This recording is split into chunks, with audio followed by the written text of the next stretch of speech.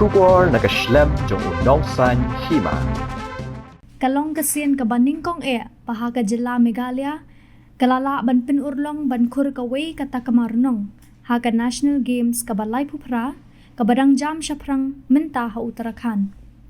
Kani kalawan Lyngba o Nongking Lieng, uba nakasyong Sumer ka Ribhoy District, upinshingan kurba ha ka ba ula Khur ya kaway ka Takma Rnong, ha ka jingya King Lieng kanuing, ha ka Sautrik urumpang arhaja apusan.